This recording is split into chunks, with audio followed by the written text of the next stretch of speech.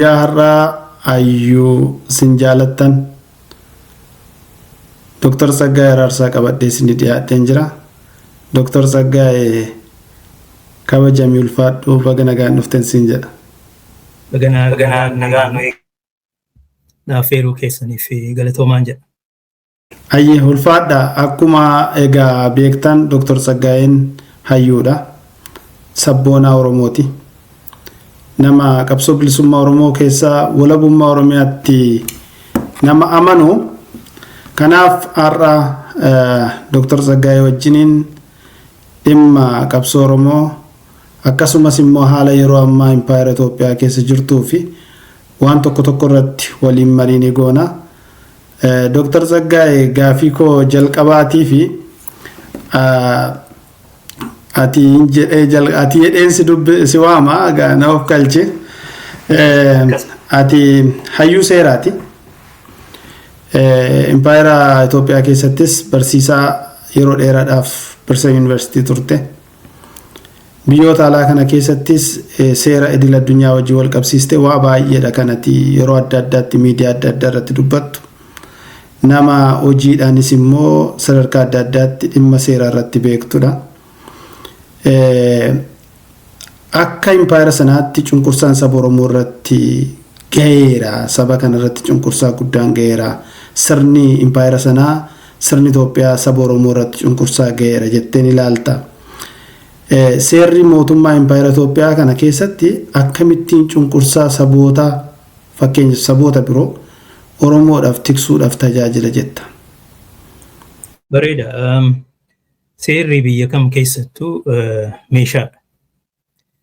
Meeshaa bulchiinsaati. Teknoolojii bulchiinsaati. Meeshaalee mootummoonni adda addaa sirnoonni adda addaa biyya ittiin bulchan, uummata ittiin qajeelchan, naamusa ittiin lafa qabachiisan, haqa fi nageenya uummataa ittiin eegsisanidha. Biyyittiin yoo karaa dimokiraasiitiin uumamtee jiraatte seerrichis waan uummata keessa yaada uummatootaa waan fudhatuuf fedhii uummatootatiin waan bakka bu'oota isaaniitiin waan tumamuuf seerrichis yaada sabootaa dhimma sabootaa wajjin wal qabata jechuudha. Dhimma lammiilee biyya sanaa wajjin wal qabata. Kanaaf meeshaa cunqursaan ta'u. Garuu bakka haqni hin jirretti, biyya haqni hin jirretti, biyya walqixxummaan hin jirretti, biyya lammummaa walqixxummaa lammummaa bu'uuraan lafa hin qabachiisnetti seerri meeshaa cunqursaa ta'uu danda'a. Akkasittis yeroo adda addaatti seenaa keessatti ittiin fayyadamaa turan. Akkuma beektu egaa Itoophiyaan impaayera sirna koloneeffataa ta'ee impaayera sabootaati. Saboota adda addaa hedduutu keessa jiraata. Biyya tokko miti, biyya saba tokkooti miti. It's not a nation state. It's a multinational empire. Saboota hedduutu achi keessatti humnaan walitti qabamee jiraata. Fedhiidhaan ummatoonni walitti qabamanii hin beekan. Namni iskoolaariin Donald Levin jedhamu tokko babal'ina impaayeraa bara Minilik gaggeeffame sana yookiin immoo bara Amdatsiyoon fa'aa hoogganaa turan nitti gaggeeffame kana hunda maal jedha? The ingathering of the Ethiopian peoples jedha.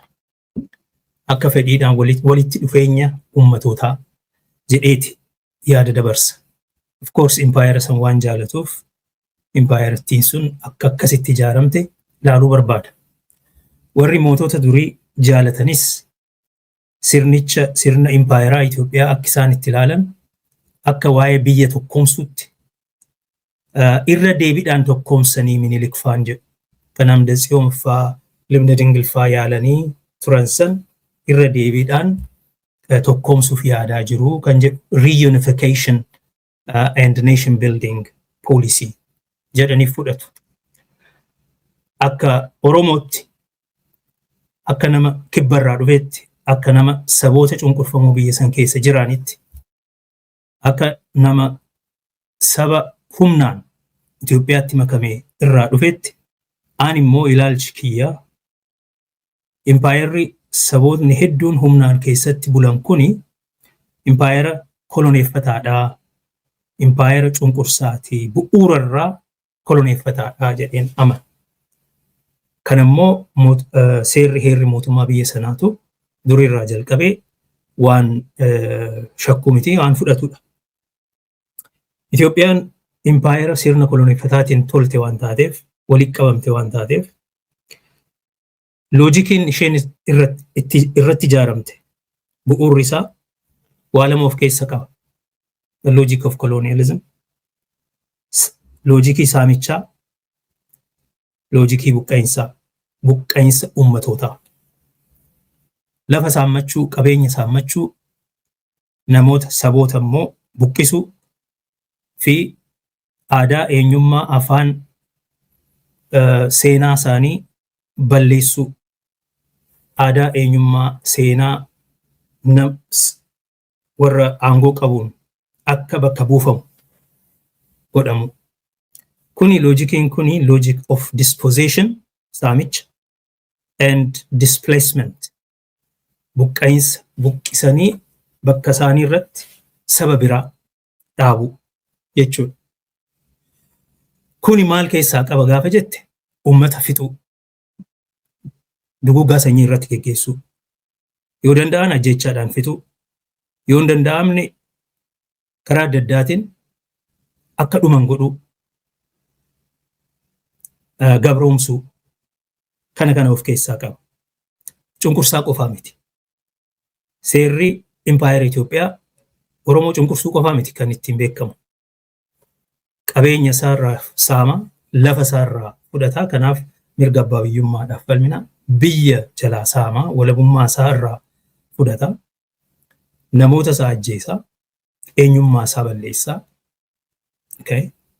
And beekumsa isaa balleessaa, epistemicide jedhama. Beektota isaa balleessaa, scholasticide. Abbootii gadaa ajjeesuun kun bar scholasticide in its own right. Okay. Argaa dhageettii isaa jalaa miidha jechuudha. Exactly. Xiinsammuu isaa, qorqalbii isaa balleessuu, seenaan isaa akka dagatamu gochuu, yaadannoon akka hin jiraanne godhuu, kana hunda of keessaa qaba. Cunqursaa gaafa jettu, cunqursaan walqixxummaa balleessanii, walqixxummaa namummaarraa dhufu wal balleessanii, namoota tokko namoota biroo jalatti bulchuu jechuudha. Gaaffiin Oromoo akkuma beektu gaaffii bilisummaa fi walabummaadha malee gaaffii cunqursaa miti.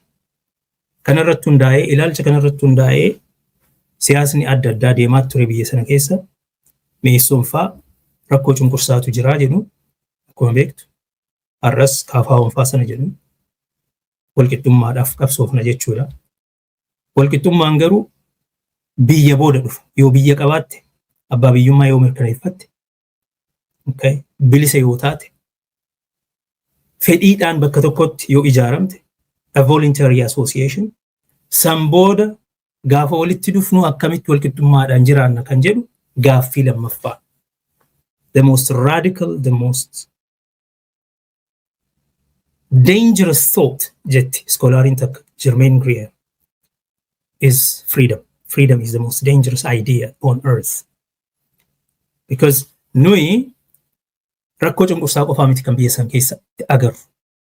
Rakkoo impaayera koloneeffataan humnaan saboota adda addaa caccabsee of jalatti galche.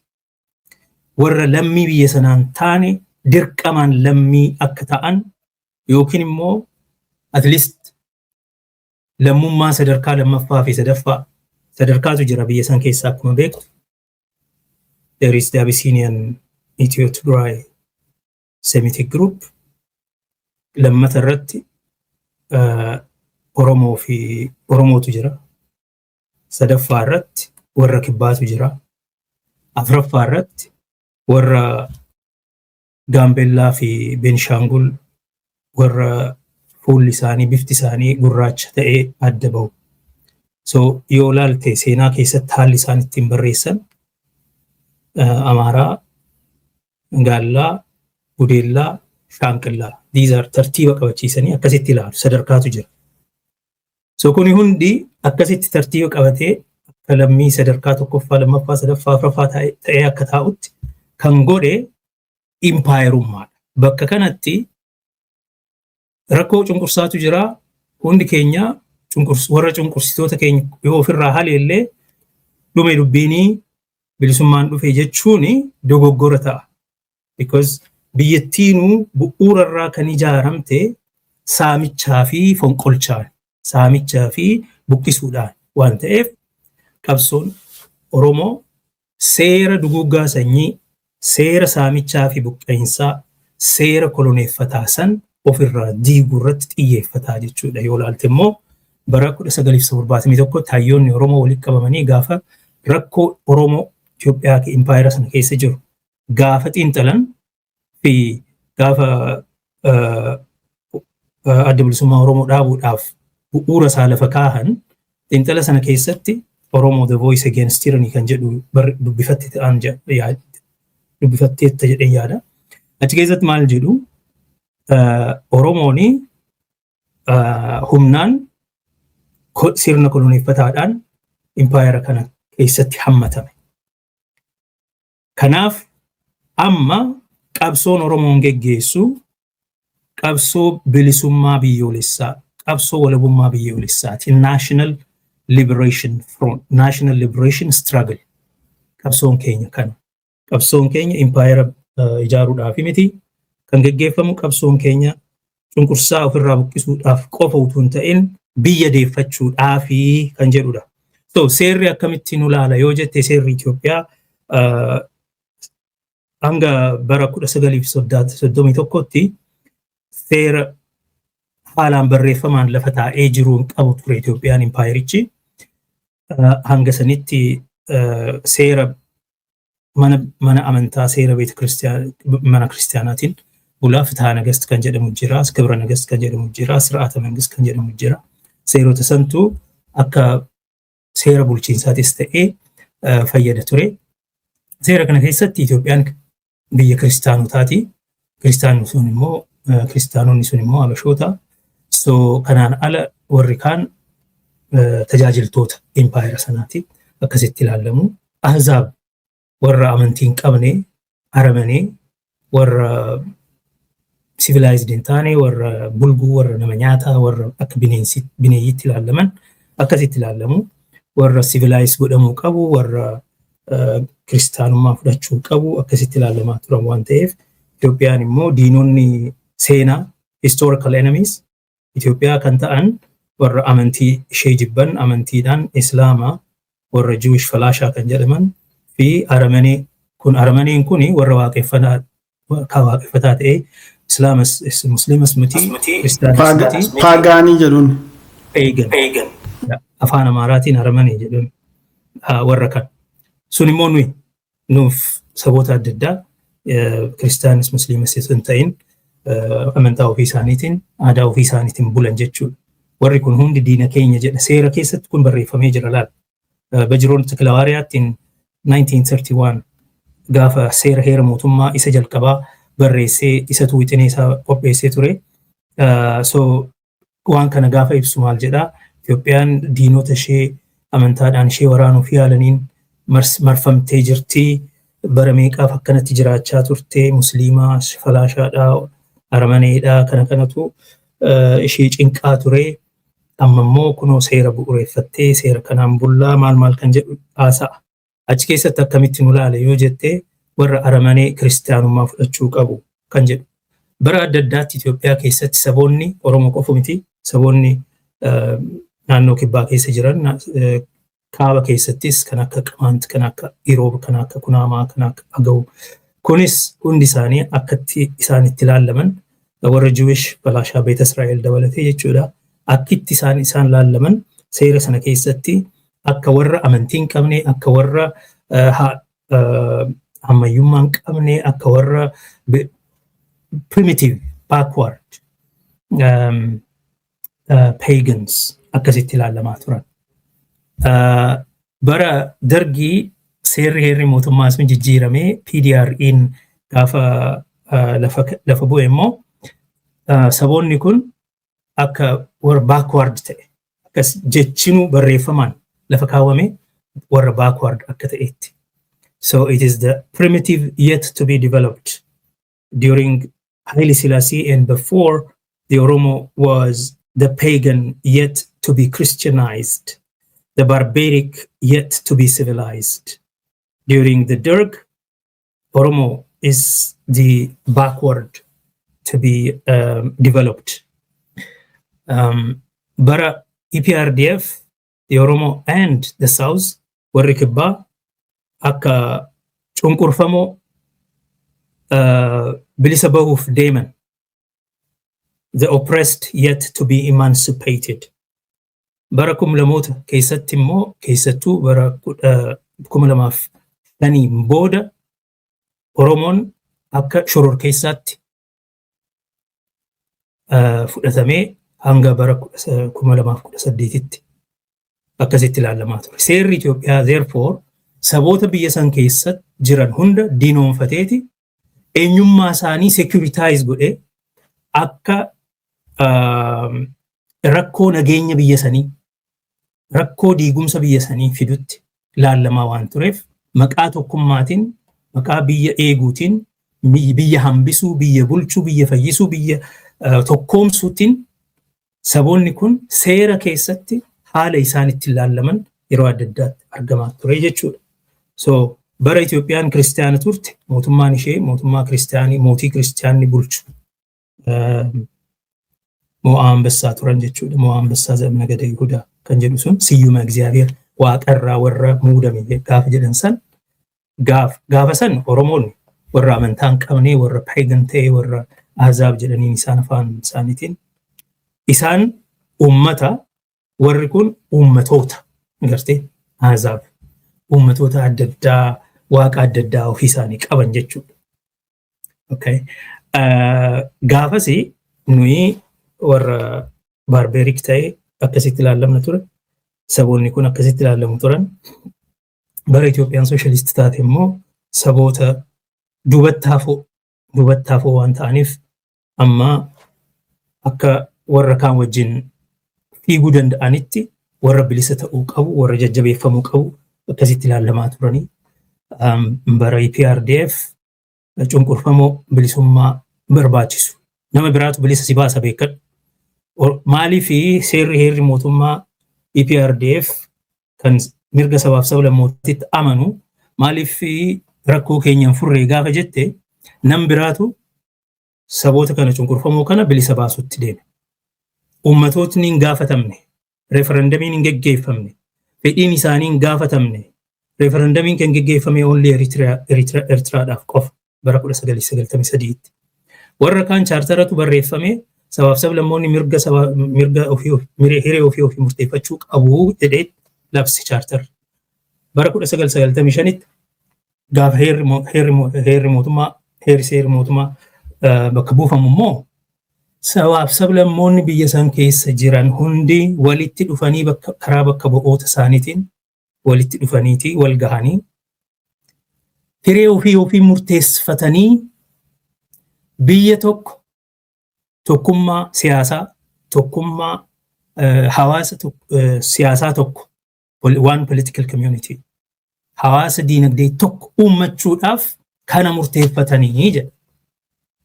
Garuu tokkoffaa bakka bu'oota isaanii bilisa ta'anii karaa demokraatawaa ta'een hin filanne. Lammata referendamiin hin geggeeffamne. Utuun kun hin godhamin eliitii wayiituu achi taa'ee ummatoonni kun bilisa bahanii jiruu, murteeffatanii jiruu, amma Itoophiyaa kana keessatti akka haaraatti fedhii isaaniitiin walii galanii irra deebiidhaan ijaaranii akka biyya hundaaf toltutti ijaaranii jiruu jedha. Immediately ilaal seerri gaafa labsamu qaawa mirgaatis hin bana, qaawa mirgaatis hin cufa. Jechuun mirga kana qabda siin jedha. Karaa biraatiin akka seera heera mootummaa Itoophiyaa san amma argitu kanatti murteeffatanii gaafa jedhu maal jechuudha? Fiixaanii gaaffiin biyyoolessaa, gaaffiin abbaa biyyummaa, gaaffiin bilisummaa, gaaffiin walabummaa dhumte deebii argate jechuudha. So heerri mootummaa Itoophiyaa kan federeeshinii lafa kaa'u federeeshinii labsu rakkoon isaa maali? Sirriidha. Wanti mirgi inni ibsu sirrii ta'eeti utuu ummatoota biran gahin namoota ta'eetu 4 kiiloo taa'ee ofii mari'atee yaadee rakkoo Itoophiyaa furuudhaaf kanatu tole jedhee murteesseef ummataaf. Bakka ummanni humnaan cabe sun otoo gaaf tokko illee fedhii isaan gaafatamin ammas bilisa baatanii jedhu himamti barra. Siigalee isa rakkoon. Amma gaafa kuni baruma dhufaa darbaa fakkeenyaa fi amma mootummootuma duriirraas ta'e har'allee yeroo ammaa kanallee dhimmi uummattoota biyya sana keessa jiranis ta'e sabni keenya akkuma sabaattis gaaf tokko dhimma hiree isaa irratti namni isa gaafate hin jiru. Alaa itti fe'amee dhufa. Fe'umsa san empire kana gaafa mormitu gaafa diiguuf yaaltu tattaafattu walabummaa kee barbaaddu ati wanti barbaaddu ummanni kun aanga'uu qaba. Ummanni kun sadarkaa hiree ofii murteeffachuudhaaf bilisa ta'ee itti murteessu bakkas gahuu qaba. Fedhii ummataa fudhachuuf immoo qophii ta'uu qabda. Ati akkasitti namni nama bilisa baasu hin jiru beeki. Namni nama bilisa baasu hin jiru. Saba tokko kan bilisa baasu ofiisaati malee yoo atiin bilisoomsitaan ta'e namni sun garba keeti jechuudha. Eliitiin walitti dhufee amma murteeffatan kun jechuun sirriin turre. Isa qofa miti. San booddee immoo silaa sirna dimokiraatawaa ta'e ijaaranii adeemsa keessatti uummanni akka fedhiisaa agarsiisu. At least bakka bu'oota isaa yoo filate bar caffee keessatti gaaffiin kun mirgaa maaliif hin kabajannu maaliif referendamiin nu hin geggeeffamu jedhee gaafachuu danda'a bar. Sun immoo akka impaayera sana diigu waan beekaniif maal godhu? Tokkoffaa gaaffiin kun deebi'ee cuufameera siin jedhu. Lammata gaaffiin kun gaaffii shororkeessitoota tokko tokkooti eliitii tokko tokkooti malee gaaffii uummatootaati miti. Gaaffiin uummataa misooma gaaffiin uummataa tajaajila adda addaa malaammaltummaa fa'aa irraa haquudha malee gaaffiin uummatootaa walabummaa miti kan jedhu. Sadaffaa maal godhu? Eenyummaa kee seekiritaayis godhaniit waan kana kaasuun shororkeessummaa ta'a. Kanaaf ijoolleen Oromoo bara baraan gara mana hidhaatti guuramaa akka buqqaaniif faca'aa turan. Maaliif gaaffii kaasnaan ati rakkoo nageenya biyya sanaati shororkeessadha taate. Amma bara kanatti immoo maal ta'e? So sadarkaatti gaafa ilaaltu bara Haayile Sillaasee ati aramaneedhaa paagaaneedhaa barbaric uncivilized. Bara Dargii backward primitive. Bara EPRDF the oppressed yet waiting to be liberated by who? By the elite. Okay? Bara 2000 keessa immoo addunyaan gaafa jijjiiramtee qabsoon addunyaan kun qabdu warra sooshaalistii fi akka durii miti warra shororkeessitootaati. Alqaayidaa fa'aa wajjinii gaafa jedhu mootummaan Mallas yoosuma of jijjiiree haala addunyaa wajjin akka wal simatutti mirga namummaa sarbite akka hin jedhamne jechuudha. Kanaan sarbaa jiru mirgas yoo ta'e mirga warra shororkeessitootaati akka jedhamu laanguweeji afaan warri addunyaa ittiin fayyadamu fudhachuudhaaf waraan adda bilisummaa Oromoof paartiileen adda addaa Oromoonis akka sabaatitti baay'ee gaaffii kana gaafannaan OPDO illee taatu ati shororkeessaadha. Kanaaf hidhamaa turan mana hidhaatti guuramaa turan isaan OPDO'n laal sirnicha tajaajilu garuu gaaffii dhugaa gaafa gaafatte isaan iyyuu shororkeessaadha jedhamaniit mana hidhaatti guura. Kanaaf gaafa qeerroon kaatu isaanis waliin ka'an bara mootummaa sana irratti. So gaaffiin kun akkas ture. Bara 2018 immoo maaltu ta'e? Inuma back to square one empire 101. የቀድሞውን ስርዓት መልሶ የቀድሞውን ክብር ለመመለስ kan jedhutti deemu. So yeroo adda addaatti amma maal godhan?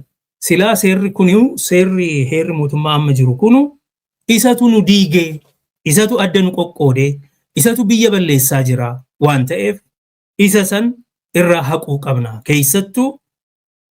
Keessattuu ammoo seensa isaa the preamble kan nuyi warri sabaaf sablammoonni biyya kanaa kan jedhu san haquu qabna.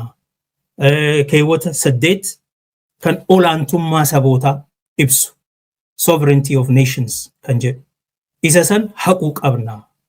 Saboota jecha saboota jedhu yookiin immoo ummatoota jedhu peoples hizboch kan jedhu san haquu qabna. Wayyaaneetu adda nu facaasuuf jettee adda nu qoqqooduuf jettee saboota nun jette malee nuyi saba tokko nuyi ummata tokko isa haquu qabna. Keewwata 39 kan hiree ofii murteeffachuu hanga fottoqutti kan jedhu sanas haquu qabna warra jedhutu amma aangoorra bahee amma Oromoon maal ta'e afaaniin mootummaa Itoophiyaa dhuunfatee jira, Itoophiyaa bulchaa jira jedhu. Lafarratti qabatamaan sabboonummaa balleessuu fedhu, sabboontota ajjeesu, bakka arganitti dararu, hayyoota ajjeesu, abbaa gadaa ajjeesu, beektota Oromoo ajjeesu, kan akka Batteefaa, kan akka Hacaaluufaa, kan akka lafarratti akkas godhu. Maaliif sabboontota fixuu fi hurgufuu jedhan. Gaafa Lammaan faa hidhaman ari'aman, gaafa Xaayibaan faa Milkeessaan faa ari'aman, gaafa Jawaar faa hidhaman, maaliif hidhaman gaafa jettu sanaan dura maaltu ture? Warra Abiyyin deeggaruun maal jechaa turan? Sabboontota kana ofirraa harcaaftu malee si wajjin hojjechuun hin danda'amu.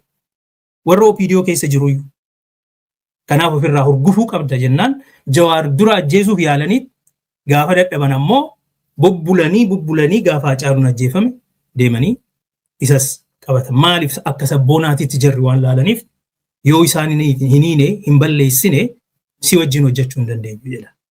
Okay. San booddee maaliif maal sitti agarsiisa kun? Sabboontota Oromoo hoggansa Oromoo hoggansa malee hoggansa dhabsiisuudhaaf ajjeesuu tokko. Lammata Oromiyaa diiguu yeroo adda addaatu wixinanii Oromiyaa bakka 2, bakka 5, bakka 6tti qooduudhaaf qophii hedduu tattaaffii hedduutu ture. Ammas itti jiru seera heera mootummaa kana jijjiiranii sadarkaa adda addaatti biyya Oromiyaa jedhamu kana diiguudhuma fedhu. Maaliif irra caalaa warra kaanii miti kan nu dhibu Oromiyaa kanatu nu dhibaa jira. Wanti Oromoo kun Oromiyaan yoo hin diigamin rakkoo fidaa egereedhaaf. Kanaaf Oromiyaa wanti jedhu kun akka legal personality isaa dhabu. Oromoo personhood akka dhabu jechuudha. Oromiyaa diiguu. Kan sadaffaa maali? Karoorri mootummaa kana. Sadaffaa Oromummaa balleessuu. Akka diina rakkoo nageenya biyyoolessaatitti fudhatama Oromummaan kun laal. Asii biyya alaarraa warra isaat faa akkasitti lafa kaahan adda durummaadhaan. Oromummaa jedhanii jecha Oromoon baay'ee ittiin fayyadamne as gadi fidanii akka waan nama nyaataa wayii tokkotti ibsatanii Oromummaa balleessu. So eenyummaa kee yoo balleesse, beektota kee yoo ajjeese, daangaa kee yoo caccabsee biyya akka hin qabaanne tunuu baay'attee jechuudha. Tunuu biyya taate isa yoo hin barbaanne kun warra sirna impaayeraa deeggaruudha. Ammas impaayerittiin achuma jirti. Kanaaf seerri Itoophiyaa yeroo adda addaatti cunqursaa qofa otoo hin ta'in duguggaa sanyii, ajjeechaa, saamicha, buqqa'insa yoo sun hin danda'amne immoo humnaan yookiin karaa adda addaatiin karaa mana barumsaatiin, karaa bataskaanaatiin, karaa miidiyaatiin, karaa sirbitootaatiin, karaa aadaa cultural institutions, filmii maaliitiin uummanni Oromoo beekumsa Oromummaa isaa eenyummaa isaa akka wallaaluu fi waan Itoophiyaa kana akka fudhatu kan godhudha. Seerichis kanuma irratti xiyyeeffata. Seerri part of constellation jedhama. Kan uummatoota duguugee uummata tokko ittiin uuman as an instrument of nation building waan fayyadamuuf seerri Itoophiyaas akkasuma empire keessatti seerri hojiin isaa akkasuma seerri Itoophiyaas akkasuma saboota kana dhabamsiisaa jira. Ammas itti jira. Ammas tattaaffii guddaatu adeemaa jira. Kanaaf qabsoon illee jabaatee itti fufee bakka hundarraa waraanni qabsoon meeshaa waraanaatiin geggeeffamu ta'aa jira jedhee dhiifama nan dheeresse. Baay'ee gaarii lakki akka gaariitti irraa ibsite Dr. Dhugaa dubbachuudhaaf akka namaaf galutti akka namni hubachuu danda'uttidha kan irraa dubbatte. Galatoomi dhugaatti gaafii fi bakka deebii barbaachisuuf akka sabni Oromoo sirriitti hubatu hedduu itti dhimmamtee goote. Galatoomi saboota kana wajjin warra kana wajjiniin warri kun sirna impaayera sanaati yookaan gosa yookaan namoota addatti qofatti ilaalamanii miti sanyii tokkotti hirkatanii fakkeenyaaf yeroo tokko dhagee Amaarri parsantii Itoophiyaan parsantii 12 waan jedhamu tokkotu odeeffamaan dhagee maal jechuu akka ta'e hin beeku namoota achi keessa Itoophiyaan miliyoona 12 baay'inni isaanii warri Itoophiyaa kan jedhaman warra akka biyyiifa warra ilaalcha minilik qaban warra sanatu Itoophiyaadha malee warri biraa Itoophiyaa kan taanettidha. Warra kana faana deemuun keenya baay'ee ulfaataadha. Fakkeenyaaf hin amanan mirga sabootatti hin amanan sabni tokko mirga qabaachuusaa jiruuf jireenya isaa geggeeffachuu ofii isaatii wal filatee wal bulchuu impaayera sana keessatti hin amanan ijaaramsa impaayerichaatu sana godha. Ati yeroo baay'ee akka dhaga'utti walabummaan Oromiyaa akka barbaachisuu fi barbaachisaallee akka ta'e irraallee Oromoon saalfachuu akka hin dandeenye yeroo dubbattanan dhagaa. Walabummaan Oromoo akka saba Oromoottis ta'e akka biyya sanaatti itti amantu fakkeenyaaf yoo Oromoo walaba ta'e yoo Oromoo biyya walabaa ta'e referendamii mataasaa dhaabbate karaa seeraatiinis ta'e karaa dippiloomaasii addunyaatiin warri adiin kana yoo kana dhagaanii nuun fudhatanii yeroo jedhamu tokko hin dhageenya baruma ammaa kanayyuu warrumaarra qawwee hidhatee bosona jiruyyuu yeroo namoonni gabbaanii waan akkasii dubbatan ni dhageenya. Dhuguma warri adiin yookaan warri dhiyaa warri humna qabu Ameerikaan Awurooppaanonni yoo Oromiyaan biyya mataa kiyyaan ta'a jette seerri idil addunyaas ta'ee akkuma waliigalaatti saba hamma kana gahu dachii hamma kana geessu rakkoo isa keessa jiruu fi galgalaa ganama akka ollaa gamsaa fakkeenyaaf Gojjam irraa Gondar irraa baanii dhufaniiti Salaale keessa baanii lafa hunda keessa baanii dhufaniiti Finfinneen kan keenyaa warra jedhu achi keessa deemanii dhaqanii ganda tokko kiyyaa lafti kun akka waan namni kutee achi keessa kaa'ee warra akkasii wajjiniin biyya tokko keessa teenya waliin jechuudhaan akka sabaatti tuffatamaa wantati tokko lama jettee irraa kaatee jalqaba irraa dubbachaa turte sun waan qoosaa miti achirraa qofa yoo barreeffame kitaaba 100tu barreeffama waan jarri kun nama godhan. Kanaaf akka seera addunyaatti Oromiyaa yoo walaboomte dippiloomaasiin addunyaa nu fudhachuu hin danda'u seerri addunyaa nu dhorka mee kanarratti waan tokko yoo nuun jette baay'ee gaariidha. Gaafii tokkotti dabalanna saatii bareedaa miti saatiin keenya garuu haasaa dubbatamee quufu miti jechuun barbaadeen fayyaa ta'e. Ani walabummaatti yeroo hundumaa akkas hin turre yaallee dadhabne jedheen dhuma irratti hin dhufe. Ani gaafan seera baradhu bara EPRDF aangoo qabatedha. Gaafni ani waa'ee seera heera mootummaa baradhu gaafa abaa'oon biyya galee afaan Oromoo yeroo jalqabaatiif barsiisuu jalqabe sana. Gaafa siin qubeedhaan barachuu jalqabe. Warri feetan kottaa baradha gaafa jedhan achitti beeksisa wayiin argee deemee beeksisa galmahee achitti baradhe. Otoon dubbachuun beekin qubeen baradhe. Dubbisuun baradhe. Barreessuun baradhe. Tuttureen karaa miidiyaatiin karaa jechoota adda addaa fudhachaa baradhe. Gaafa sana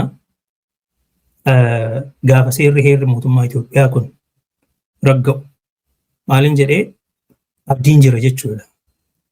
Sabaaf sablammoonni beekumtii argatanii nuutuu biyya kana ijaaree waan jedhu waan of keessaa qabuuf. Nuutu abbaadha. Abbaan seera heera mootummaa kanaa nuyi. Abbaan Itoophiyaa nuyi. Nutu fedhii keenya walitti dhufnee kana ijaaruutti jirra. Kan jedhu sun abdii namaa kenna beektaa. Hanga sanitti warri seera san biyya san keessa dhaaban eenyu yoo jette bara Haayile Sillaasee yeroo jalqabaatiif bara 1931tti gaafa inni seera heera mootummaa dhaabu ማንም ሳይጠይቀን በገዛ ፈቃዳችን ይህንን ህገ መንግስት አቁመን ለህዝብ ለምንወደውና ለሚወደን ህዝባችን ሰጥተናል። ኡመተኑ ይጃለኑፍ ከንጃለቱ ከናፍ ፌዲ ኬኛን ቱ ነሙኑን ጋፈቲን ሴረ ሄረ ሞቱማ ሐመያዋ ከነ ኩኑ ሲኒ ከነኔ የቻቱር ሶ ሴር የሰራ መዳ ሞቱማራ ሞቲ jecha mootii raamad gurbattiin abii jedhamtu kun waan jechi kiyya jecha nugusaati jecha seera jechi ani dubbadhu seera jetti achirraa baran waan akkanaa eeke amma bara kanatti garuu baran ani guddachaa jiru ol guddachaa jiru kanarratti maalin arga ummata tokko miti ummatootni biyya san keessa jiran hundi fedhii isaaniitiin biyya tokko jaarrachuuf yaadanii kana lafa kaahan jedhu kun waa'ee nama abdachiisa akka ijoollee Oromoo Finfinneetti guddattee eenyummaa ishee wallaaltee afaan ishee wallaaltee guddatte tokkotti akka ilma Oromoo biyya sanaaf wataadara ta'ee yeroo adda addaatti miidhamee rasaasa 4 of keessatti qabatee du'etti abbaan kiyya akkas Raggaasa Araarsaa akka nama obboleeyyan isaa bara Dargis bara Haayile Sillaasee Itoophiyaadhaaf du'anitti akka akaakoon kiyya namni ani maqaan har'a biyya alaa kanatti maqaa last name jedhamee itti maqaa dhaamuun Araarsaan awurooppilaanii boombii xaaliyaaniitiin ajjeefametti akka nama sanaatitti Oromoon gaccafamee biyya tanaaf du'ee caccabee kana hunda of keessaa qabaachuusaa ani maatiin koo ragaadha. Quuqama yoo ta'e nuun caalaa warri qabu hin jiru jedhee nama. Okay? Garuu biyya sana keessatti ani ilmi Raggaasaa Araarsaa tokko gonkumaa akka sanyiititti akka lammiititti fudhatamee hin beeku. Mana barumsaatti gaafa naanii tokkoffaa bahee maqaan kiyya dhahamee as gadi ba'u maqaa kiyyaanii miti natti qoosuudhaaf Raggaasaa jechaa darratti sirbiti ijoollee nama jira. Kun siquuqa haala ittiin ibsattuun garuu hin beektu. Raggaasaan kun Itoophiyaadhaaf nama du'uudha. Okay? Seera biyya sanaatis bulchiinsa biyya sanaatis akka gaariitti nama beekuudha. Akkasitti immoo ani National Library ብሔራዊ መዘክር kan jedhamuttiin dubbisaa guddadhe. Erga umriin kiyya gaafa 6 ga'urraa calqabee ብሔራዊ መዘክር keessatti kitaaba dubbisaa guddadhe. Seera isaanii aadaa isaanii waan kana ofitti akka gaariitti absorb godheen guddadhe jechuudha. Maal rakkoon uummata kanaan jedha. Naan galu akkam godhee akka ibsadhu rakkoon eessarra akka madde. Silaa wareegamaaf nutu irratti wareegama biyya kana. Garuu akka warra biyya diiguutti akka waan itti qaanfataniitti maqaan kee akka waan ittiin qaanfattutti akka ittiin qaanfattu gaafa sirratti sirban. Gaafa mana barumsaatiitti ijoolleen gara sabbataa fi buraayyuu irraa dhuftee kolfeettiin baradhean. Gaafa kolfeetti ijoolleen buraayyuu fa'aa ijoolleen baadiyyaa dhuftee achi barattu maqaan isaanii addaa haalli isaanii addaa ijoolleen gurguddattee dhuftee qaamaan gurguddoota because manni barumsaa daddafanii waan jalqabneef guddatanii dhufu. Waa hedduutu argina. Garuu haalan ittiin ibsadhuun hin qabu. Egaa ani gaafa yuunivarsiitii seenu seerri jijjiiramee addi bilisummaa Oromoo biyya seenee afaan Oromoo barsiisuun jalqabamee gaafa siyaasa Oromoo dhaggeeffachuu baruu amma naa galee dubbiin ani keessa guddadhe jechuudha. Agartee? Gaafas carraan jira jechuudha kan jedhu amaneetiin calqabe. Haa ta'u addi bilisummaa Oromoo bahee waan sammuu nama rukutu tokko nutti ta'e ijoollummaadhaan namoonni tokko waraana san wajjin bahanii wareegamuuf bahanii turan mana barumsaa yuunivarsiitii irraa ani hin baane afaanis sirriitti hin beeku waan ta'eef nan ture nan baradhe. Ammas maal rakkoon biyya tanaa kan jedhu seerri akkana jedha garuu biyyi kun maal rakkoon ishee. So gaafan barsiisus eessa rakkoonsaa jechaatiin bu'uura irraa jijjiiramuun ni danda'ama garuu wanti barreeffame hojiitti hiikamuu qaba. Akkamitti hojiitti hiikamaa kana irratti immoo xiyyeeffadheen qorachaa ture, barreessaan ture, barsiisaan ture, bakka hundatti barsiisaa ture. Warra aangorra jiru kan Yuunivarsiitii Civil Service jedhamu, dur Civil Service College jedhama. Achitti ergas immoo bara 2004 booda Yuunivarsiitii Finfinnee irratti kanumaan barsiisaa ture. Sunuu immoo gaaffii guddaa ta'ee duuba irratti akka shoror keessaatti ilaalame. Maaliifin kana hunda dubbadha? Walabummaa jedhu dubbii walabummaa jedhu kana irratti kanan ga'e yeroo adeemsa keessatti malee dura akkasitti miti kana nama. Carraatu jira jedhee nama natu. Okay, dimokiraasiitu hir'ate, dimokiraatiin siin hojiraate uummanni ofiif bakka bu'oota filatee bakka bu'oonni isaa immoo referendamii gaggeessanii deemuun hin danda'ama. Because Somaaliin akkas godhatee beeka bara 1995tti. Ogguma seerri sun ragga'e naannoon Somaalee wal waameetuma caffeen isaanii yeroosuma I think gaafasuma qofa caffeen bilisummaadhaan filame haala dimokiraatawaan filame qabaate naannoon sun filatamaniiti Ogaden Liberation Front faana achi turani. Filatamanii jennaan amma okay seerri ni hayyamaa miti Somaaliif referendamii hin goona. Haa ta'u referendamiin haa gaggeeffamu jedhanii 99 only nama tokko qofatu abstain godhe. Namni tokko hin morme caffee isaanii keessa. Ambassador Diriir abstain godhe. Kan morme Abdul Majid Hussein. Innuyyuu immoo achi keessa miseensa miti dhugaa dubbachuuf paartii keessa malee mootummaa federaalaa keessa ture.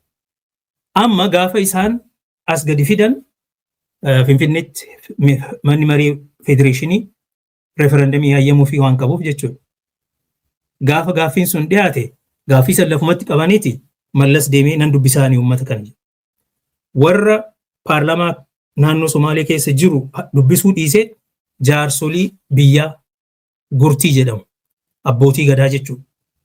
Isaan gandatti deemee hanga dooloo baay'ee keessa deemee bakka hunda hargellee kana keessa faa deemee goddee isaan wajjin taa'ee ji'a lama moo akkana mari'atee deebi'ee dhufee maal jedhee mari'ataa ammuma ragga'ee seerri kuni carraa nuun kennine Itoophiyaan isiniif taati moo isiniif hin taatu kan jedhu carraa saatuu nuun kennine. Mirga gaafachuun keessan dhugaadha sirriidha. Mirgi kun seeraanis fudhatama qaba. Garuu ammuma ragga'ee ammuma deemuun keessan amma biyyi tun yaalii tattaaffii gochaa jirtu kana carraa utuu nuun kennin deemtan waan ta'eef mee obsa takkuma na laala. At least waggaa 5 naa kenna. Isaan keessa turee deddeemee akka dhuunfaatti eliitii isaanii warra mana warra seera aadaa bulchuu maal kana ogeeyyii kana dubbisee dhufee gaafa Finfinnee seenu paarlaamaa san cufe. Hoggansa san ari'e hin hidhe hidhuuf yookiin jala bu'u. Hoggansa biraa shuummate. Paartiin sun shoror keessaa ta'ee biyya keessaa akka bahu ta'e lola waraanaa jalqaba. Amma gaafa kana laaltu edaa wanti achirratti ragga'ee jiru kun yoo raawwatame carraan hin jira kan jedhu.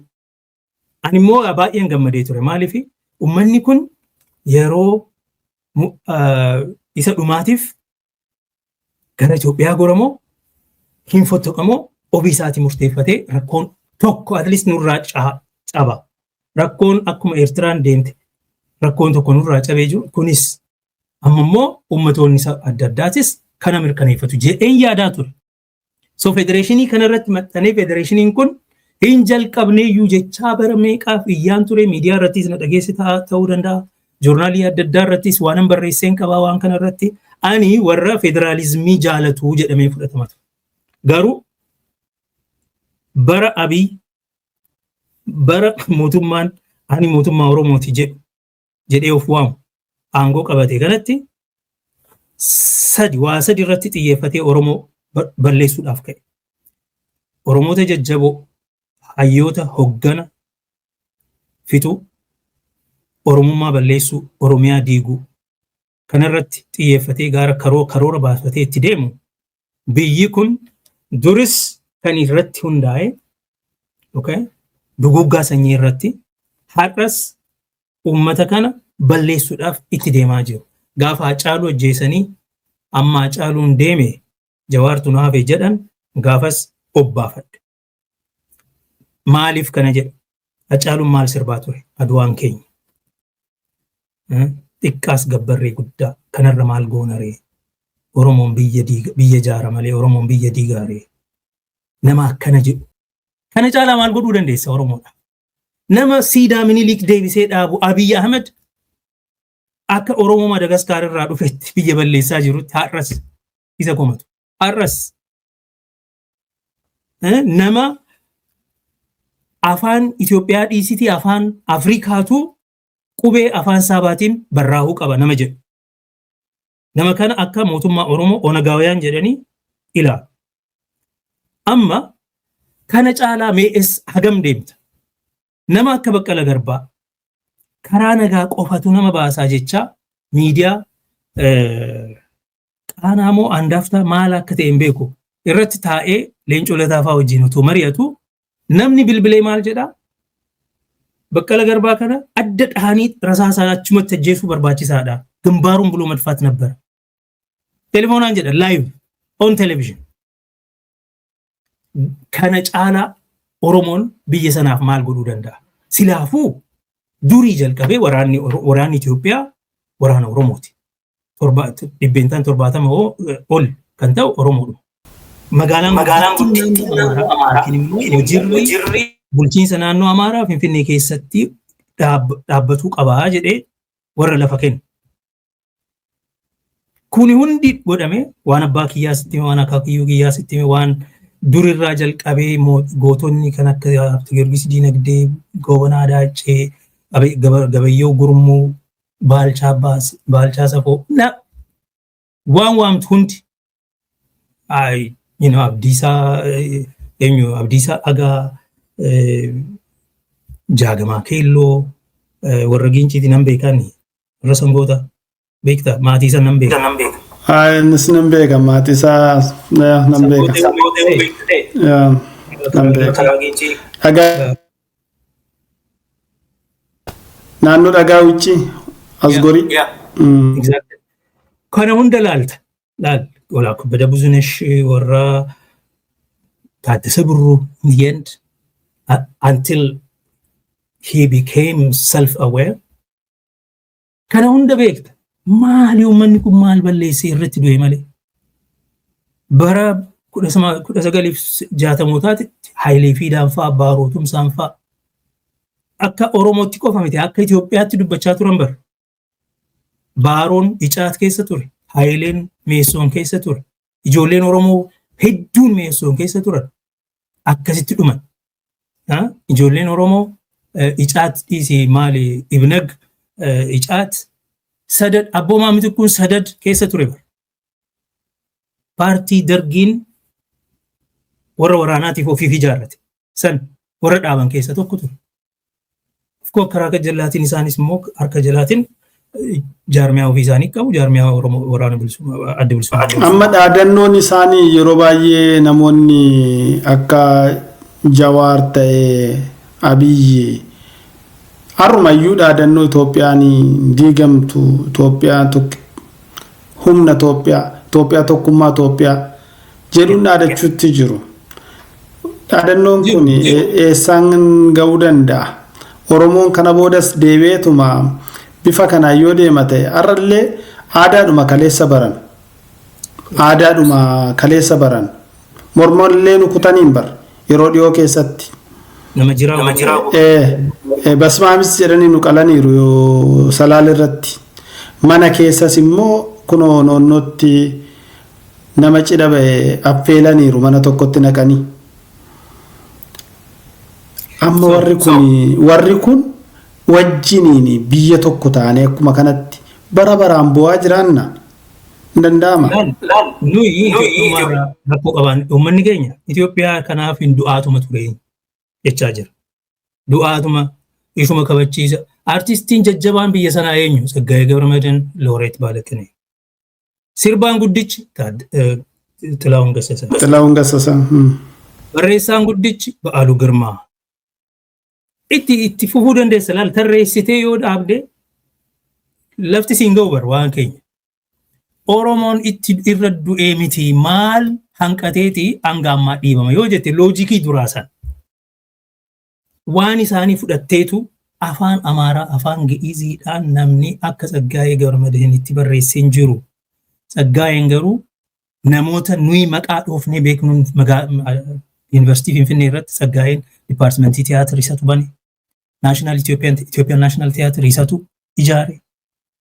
Nama kanaan maqaa waamuu dandeenya. Mangistuu Lammaafaa Yegaallaa Baalaqinee jedhanii ofirraa arrabsaa turan.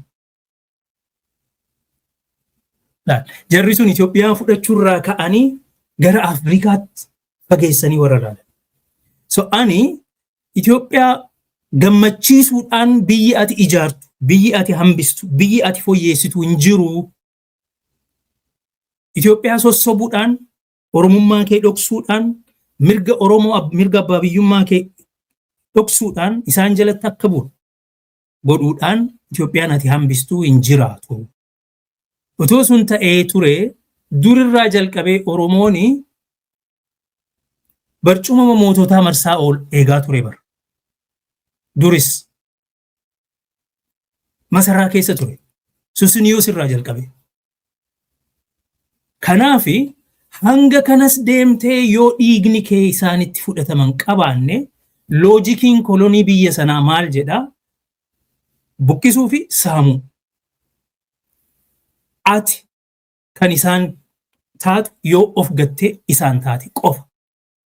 Maqaa kee dhoffattee yookiin maqaa Tsaggaayee jedhamu baafattee. Namoonni tokko tokko maal jedhu yeroo adda addaatti maal koloneeffataa Xaaliyaan irraa siin bulchine yoo Minilik koloneeffate maal rakkoo qabaree jedhu. Silaa maqaan kee Albeertoo ta'a. Maarree maal adda addummaa maal qabaanaaf? Albeertoonis Tsaggaayeenis tokkuma kiyyaa miti bara. Maarree isinuu waan gaarii naa gootanii Tsaggaayee dabare. Albeertoon immoo addunyaa irratti beekama kun maal naa godha yoo feete jechuunis ni danda'ama. Amma Bashaan yookaan warri Itoophiyaa kun Oromoo koloneeffattoota Xaaliyaaniin koloneeffattee jiraatte baay'een gaariyyuu ture. Karaanuu isaantu nuu jalqabe. Exactly. Kanaafuu maaliin jedhee ani biyyi tuni loojikii isaatu laal. Oromoonis yoo aangoo fudhate, Borga nama Jawaaris yoo fudhate, Marroonis Tsaggaayeen abbaan fedhe bakka sanitti yoo yoo impaayerri sun bu'uura irraa hin diigamin yookiin tiraansfoormiin godhamin wanti ati godhuuf deemtu ummatoonni hanga fedhii isaaniitiin biyya san jala dhufanitti hojiin kee eenyummaa adda addaa saboota biyya sanaa seekuriitaayiz gottee waraanaan eegutti deemta. Humnaan cabanii miti ammas humnaan tikfamuu qabu. Humnaan malee fedhiidhaan fudhatanii waan hin beekneef humnumaan eegda. So maal jechuudha? Biyya bara baraaf waraanaan jiraattu. Innaat hagar Itoophiyaa wayim moot kan jedhu bara dhaadannoon kun maaltu fide? Bintinaachin aan daraddara maaltu fide? Maaliif kana jedhu? Daangaa maal jedhu? Saba garuu cinqiin qabanirra. Maaliif? Impaayericha rakkoon biyya fedhiidhaan ijaaramee miti. Silaa biyyi kun biyya fedhiidhaan ijaarame ta'e uummatatu eega bara biyya isaa. Kanaaf abbaan fedhe yoo aangoo sanarra dhufe impaayerri sun bu'uura irraa diigamu malee waraanuma kaafata. Humnaan ijaarame, humnaan as gahe, humnaan tiksuu dandeessa malee karaa biraatiin tiksuu hin dandeessu. So hanga fedhii uummataa fudhattutti olaantummaa uummataa fudhattee uummanni kun deebii ofii isaatiif deeffachuu qaba jettee uummanni yoo fedhe si wajjin jiraate gaafas bu'uura irraa jijjiirame transform ta'e jechuudha. Yookiin abbaa biyyummaa isaa gonfatee walabummaa isaa labsee biyya ofii ijaarratee jiraate. Gaafas immoo ollaa gaarii waliin taata because fedhii isaa fudhatte jechuudha. Gaafas siyaasni jalqaba biyya san keessatti waraanni lafa kaawwame meeshaan lafa kaawwame by the way siyaasni meeshaadhaan gaggeeffamu siyaasa miti. Qabsoon meeshaadhaan gaggeeffamus qabsoo siyaasaati miti. Qabsoo haqaati. Beekadhu haqatu nu jalaa dabee biyyatu nu jalaa saamamee ummatatu nu jalaa duguuggamee ammas kanatu dhufaa jira egerees hin qabnu jettee qawweedhaan falmita malee siyaasa hojjechuu jechuun laal aangoo qabachuudhaaf jechuudha. Akka rakkoon haqaa hin jirre qaamoleen Oromoo adda addaa utuu mari'annee utuu Oromoo Itoophiyaa yoo diigamte nurratti jigdi so kana fudhachuudhuma qabna gaafa jedhan aangoodhaaf kana jedhu karaan aangoo qabatan kana waan ta'eef yeroo adda addaatti maal jechaa turan militarii of harkaa qabaa Oromoon amma warra tikaa of harkaa qabaa Damallash abbaa eenyu Biraanuu Juulaa militariin Biraanuu Juulaa harka jirti tikni Damallash Gabra Mikaa'el harka jirti ikonomii diinagdeen nu harka jirti saamichaanis haa taatu of harkatti galfanne kanaaf Oromootu biyya of harkaa qabaa siin jedhu maal jechuudha aangoon nu harka jirti so qabsoon Oromoo qabsoo aangoo saamichaati jechuudha aangoo saammachuu it's a power grab mind you aangoo saammachuun like waan guddaa ta'eeti warri asirraa wacu kuni biyyattii sana akkuma taanee jiraachifnee aangoo qabannee akkasitti amma maal jedhu warri OPDO seenaa keessatti ammatti nu harka seentee aangoon tuni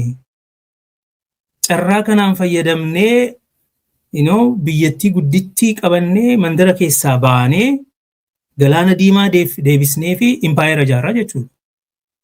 Maaliif aangoon nu harkaa baatii yoo kana hin goone. So abbaa fedhee waraanna. Saboota qofa miti. Biyya alaas biyya ollaas waraanna. Impaayera bild goona. Qabsaa'onni Oromoo yeroo bu'uura qabsoo bilisummaa Oromoo lafa kaahan the Oromo has no empire to build. jedhanii lafa kaawan. 1971. I was not born, you were not born, Marro was not born. Oromo, we are not going to build any empire. We're not interested. Galana Dima Dafin Lulu. Danga Kamufu, Lafafin Lulu, Akajara. Empire and Barban. Lafafimiti. Sabaf. Mirgaf. Male. Mirganama in Kavajna. Hak andemna. Ummata haqaati, ummata nagaati, haqa keenya barbaanna malee haqa namaan barbaanna. Aangoo fudhannee namoota adda addaa of jalatti bulchuu miti yaadni fi fedhiin fi dhimmi Oromoo. Faayidaan keenya sana miti. Kana laal har'aa miti bara 1971 irratti barreeffamaan lafa kaawwamee jira. Qabsoon Oromoo kan impaayera ijaaruudhaaf adeemsifamu miti. Warri baranaa hoo aangoon nu harka jirti maal kana caalaa maal fiddumee? Utuu qabsooftanii bilisa baatanuyyuu kana caalaa maal fiddu? Maaliif mandara keessaa olii gadi deddeemtu? Doonii maaliif barbaaddu? Otoo there is a ship and there is a boat. Warra siin jedhutu jira beeki. Maali? No. Saraa miti kan namaati. Nama dhufe kanatu isarraa maal eegu? Oromoonis waan isarraa eeguu hin qabu. Lammatammoo warrumti sun aga har'allee ulfina qe'ee abbaa keenyaa jechuudhaan fokkoruu jiru bar. Warrumti amma faannoo fin jettullee jechuu kooti. Kanaaf waan haddaa tokko hin jiru. Impaayera dimokiraatees hin beeku. Kana hunduma keessaa bahuudhaa fi walabummaan akka nu barbaachisutti amanna. Yeroo adda addaatti jaarmiyaa baa'oo wajjiniin akkaataa bal'aadhaan biyyoota adda addaarra deemtee hojjechuudhaaf mul'ata guddaa akkaati qabduu fi akkaati hojjechaa turteef miseensonni jaarmiyaa baa'oo hedduun isaaniillee hawwiidhaa fi jaalala guddaa akkasirraa qaban beeka. Yeroo ammaa kana sochiin sun bal'inaan arguutti hin jiru. Haa ta'u immoo kanan kaasuu fi hayyoonni Oromoo baay'een isaanii mooraa gara qabsoo bilisummaa Oromootti yookaan karaa dippiloomaasiitiin kallattii adda addaatiin yeroo isaan qabsoo bilisummaa Oromoo hidhannoodhaan jiru irraa fagaatanii dhaabbatan arguu jira. Itti siqanii hojjechuutti hin jiru. Rakkoon kun maalinni hayyoota biraarraa rakkoo jira moo yookaanis immoo atiin kun yeroo baay'ee hayyuu Oromoo yeroo dubbattu yeroo hunda jedhamu Oromoo hedduu si beekaa fedhii sirraa qaba. Kallattii adda addaatiin warrumti diinaallee sirratti xiyyeeffatanii yeroo isaan waan baay'ee jedhan ni argina. Seerota jirtuuttis immoo haala barbaachisaa ta'e seenaa fi seera biyya sanaas nama beektu maaliif sis ta'e hayyoonni si fakkaatan maaliidhaan mooraa qabsoo Oromootti siqxanii hojii kana hin hojjenne ka jedhuun.